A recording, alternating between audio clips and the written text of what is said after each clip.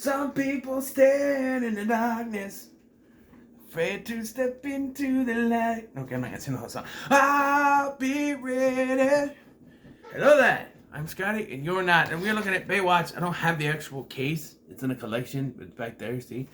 Starring Rock the Dwayne Johnson, Zac Efron, Alexander Daddario, Priyanka Chopra Jonas, Kelly Rohrbach, and Yahya Abdul-Mateen II, and directed by Seth Gordon. It was also written by the co-writers of Freddy vs. Jason and produced by Eli Roth. Isn't that a weird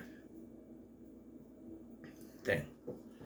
And it's very strange because it's supposed to be a reboot, but it also seems like it's set in the same universe, which is really weird because everybody has the names of the characters from the show. Like you have Mitch Buchanan, and that's Rock the Dwayne Johnson.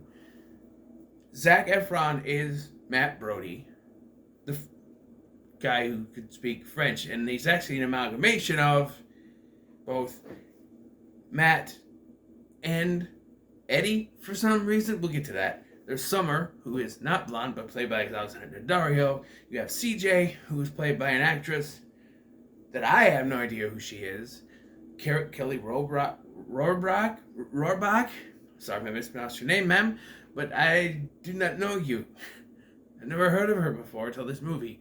And it actually made me scratch my head. And there's another actress that plays Stephanie, and she is, I can't call her African American, although she's part Ethiopian, I guess. So I guess that works. She's black-ish. She's got she could be mixed. I don't know. I'm not going to judge. I'm not going to go out there and say anything, but yeah, it's really weird. Because the original Stephanie was white. And I know their original cast, like, I think Garner was one of the only African American people until, like, season 6 or 7. And then they started getting, there was, like, an African American woman and stuff that was the main character, I mean. But, yeah, I know somewhat about the show. I've seen some episodes. I've watched Obscurus Lupa's Baywatching episodes, although I'm only up to season 5, and I think she's all the way to season 7 at this point. So I'm 2 seasons behind where she is, but watching those.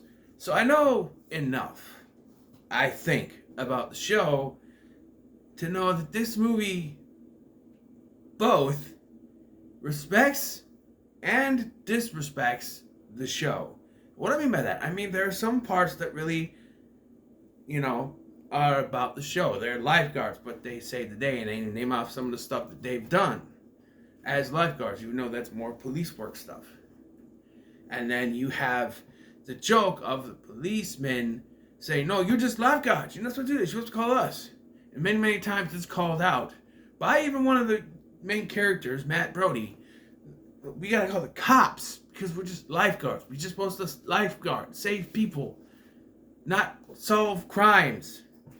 And I feel like if you had said that line once, it was put through once, and that would be a good commentary on the show. They say it have to be at least over 5 times. And by the time you get to 5 or so, it's like, okay, we get it. You're trying to hammer this home. That the show wasn't, logical when it comes to lifeguarding. I get that. You don't have to keep reiterating it. Also, I thought that the villains, yes, there's 2, are very obvious.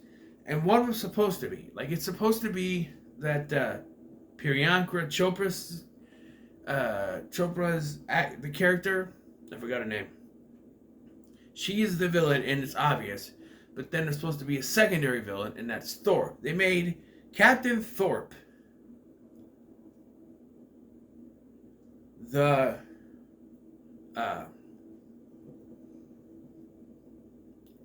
a villain, and it's so terribly done that you're not even sure if he was really a villain, even though I called it. Like when Mitch brings him in the Flakka, which is a fictional drug. I don't think it's fictional. I've never heard it before. I don't do drugs, but and he's like, yeah, I'll turn that into the police. And I'm like, he did it. He's a bad guy. And it's supposed to be a twist, I guess, because at the end, Chopra Jonas's character is like, oh, you didn't even see it, and even your own captain, or something like that. And Matt's like, what? And Matt's the one that punches him. But he's like, Mitch is like, you're under arrest. I'm like, so did he tell him that he was in on it? It's never really explained. It never really is. Characterization. For The Rock, for Mitch Buchanan, I should say, The Rock, I think, was a decent choice. I wouldn't say he's perfect, but for playing Mitch Buchanan, who is always sort of in his own head, and how he's Hasselhoff never overplayed the in your head thing. Like, he was full of himself, but he didn't go over that. The Rock, being full of himself in real life, overdoes it. And then you have Zac Efron. First of all, I'm not done. But The Rock, it's like a meme by now. The Rock just plays The Rock. Yeah. But you still go to see his movies. So it's really kind of your fault too, right? I'm just saying. But yeah. So, Zac Efron is Matt Brody. It's kind of an amalgam, as I said earlier, it's an amalgamation of Matt and Eddie, because he's Matt Brody, and he's like an Olympic swimmer, which I don't think was ever in the show, at least that I can remember. And then he's homeless and went through 3 foster families, but that's Eddie's backstory. Matt's family was loaded on the show. They had money. They spoke French. They weren't French, but his mom spoke French often to him. So they kind of pushed those two together, and you didn't really need to, because you mushed 2 characters together. And I know they weren't on the show at the same time, but they weren't even in the show at the same time. I know. All right, I know. They took the characters from one of the more popular areas, seasons 3 through 5-ish, or 3 and 4 if you think about it, because there's no season 5 characters really. The season 4 character arc with Mitch, Stephanie, Summer, Matt, and CJ. I think an original character named Ronnie, who could have just been Eddie or Trevor or Tom McGuire's character from season 2. You could make him any other character from the show that was a minor character. They'd be like, oh yeah, I think I remember. But he's Ronnie, who was never a part of the show. He's an original character. And he's basically the butt of the joke thing. Like, he's the one, like, most of the comedy stuff is him. He's like the comedic relief in a movie where everyone's gotten jokes. He's supposed to be the comedic relief. He's taking showers naked when he's supposed to wear a swimsuit and singing Roar by Katy Perry. But he's naked. He gets his dick caught in a lawn chair after almost choking on a sandwich or something. I don't know. And I would have rather seen Hannibal Buress play that character, because he's funnier than this guy. Like, most of the jokes with him don't land. For me, anyway. Like, your dick stuck. That's not funny. I'm a dude. That could happen to me. It's painful to watch. Then there's Summer, played by Alexandra Daddario, who is not blonde. Because originally she was played by Nicole Eggert in the show, and now she's Alexandra Daddario, who is fine. Honestly, I think she might be a better actress than Nicole Eggert. Don't say that. But I just feel, I don't know. What is it with casting women nowadays? I see a lot of shows and movies where all the women are dark hair. I've noticed that. There's a lot of movies and TV shows nowadays, they all have dark hair. There's no blondes. Not even redheads, just dark hair. That's Karen Gillish, the only redhead that can get a job, apparently. But, I don't know. But she's fine. But CJ, Kelly Rohrbach, You cast a pretty much unknown actress to play a role that was basically the second lead on the show. And you cast an unknown actress. That takes balls. She's okay in the role, but it takes balls to do that. And why did you do that? Well, I can't 100% confirm this, but I'm pretty sure that they cast an unknown actress in the role because they were going to get Pamela Anderson to do a cameo, and they thought if someone who's a bigger star than her played that role, she would get mad. Obviously, Hasselhoff didn't mind. He shared 2 scenes with The Rock in this movie. One of them's in the film, one was in the credits. And he's also Mitch, which is confusing.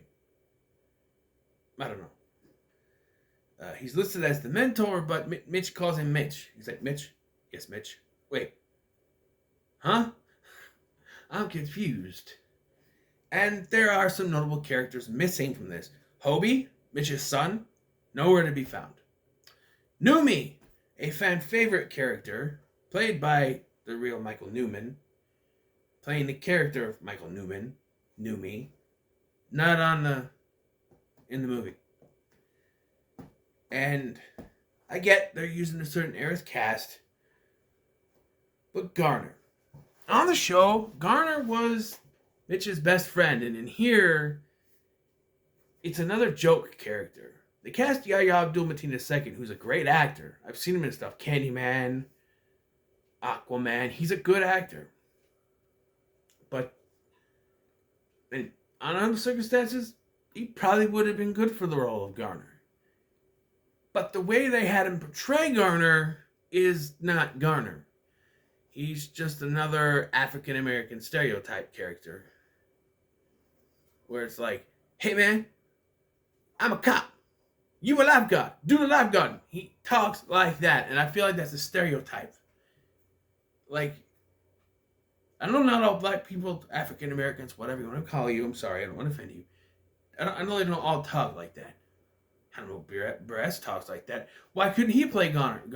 If you want good comedy, I think he would have been a better choice. Yahya Abdul-Mateen II is, I've seen him in serious stuff. To me, he's not really a comedic actor, but I digress. I don't think the characterization of him is very well. He's not, like, he calls him Ellerby, which Mitch always called him Garner because they were friends. They were best friends. And they're just, like, antagonistic towards each other, trying to one-up each other, which honestly did happen on the show, but that was more friendly competition than this was just, it was kind of mean-spirited.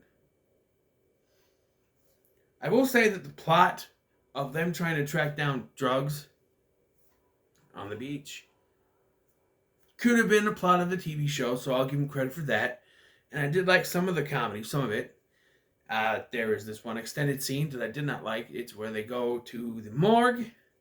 It is an extended scene with a penis, where they kind of say, "Oh, I don't want to tear the penis." We'll cover it up. They cover it up, and then they put it back in. And then some of Chopper Jonas's people come in, and so they hide where the thing is. And the joke is that Brody is on a dead body, and then body fat keeps dripping down on him, and he freaks out and causes them to freak out. But it's not over, because Summer had her phone out, was recording stuff, so they're after the phone. They take the phone, and the lifeguards make a chase.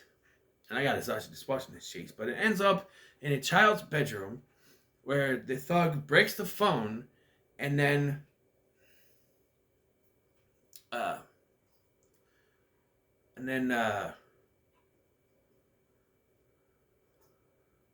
Mitch fights him and knocks him into a pool. Now, they later say that, hey, I have footage on my phone, but the phone was destroyed, so all the footage is gone.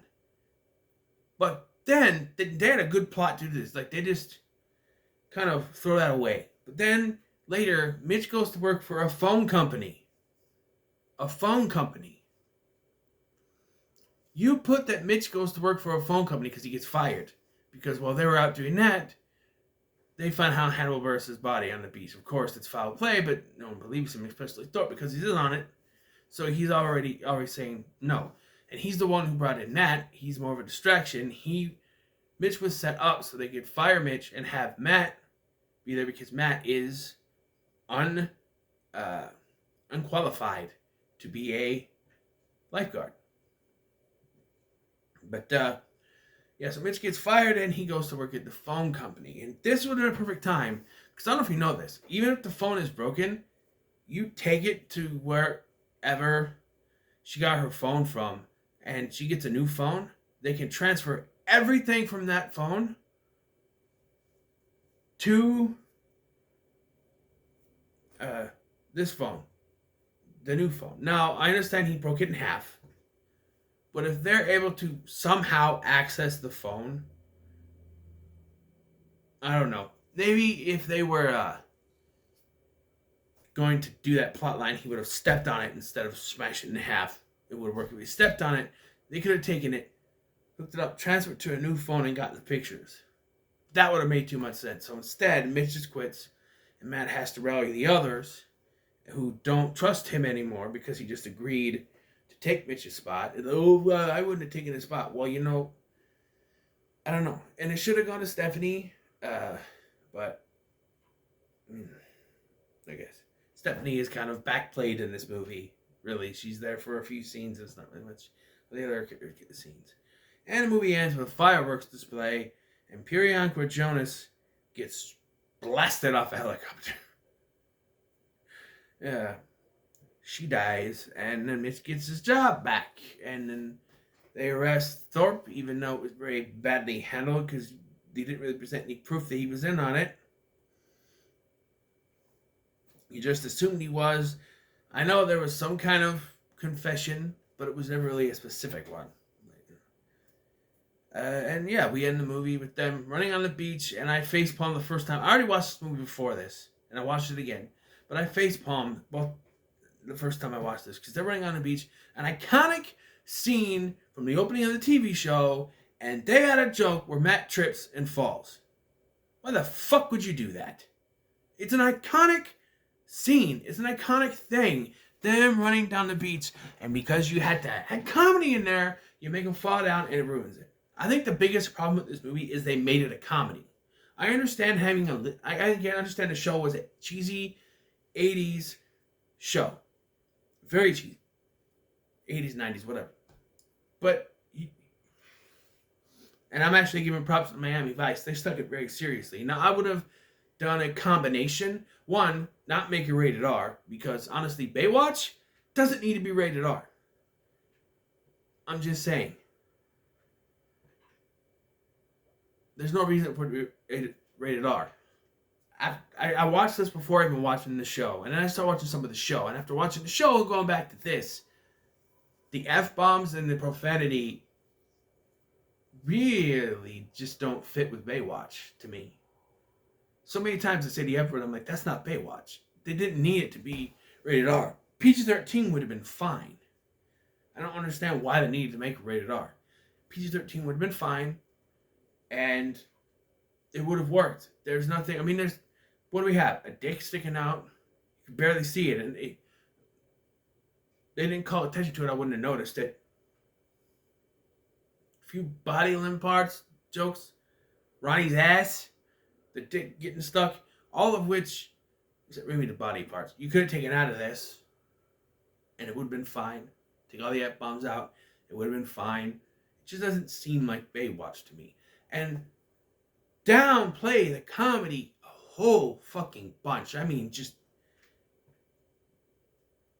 like take all the comedy that's in this, shrink it down to 30%. Play it more serious. Keep some of the comedy. I feel like they overdo it with the comedy, and that's their problem. So, at the end of the day, when it comes to Baywatch, I'm going to give it the middle of the road because it had promise. But there's just so much bungled up in it that I just can't bring myself to give it a pretty good. So, There it is. We got one more left. One more movie left. You know what it is? And this one hits home very much. Something I've wanted to talk about for the longest time. We're finally going to talk about it. Dragon Ball Evolution. Dragon Ball Evolution. We're going to talk about this. Because I am kind of in the middle of this movie. I got to rewatch it again. So what are your thoughts on Baywatch? Let me know. Comment below. Make sure to like, share, and subscribe. Thank you for watching. I've been Scotty. And I'll see you in the next one.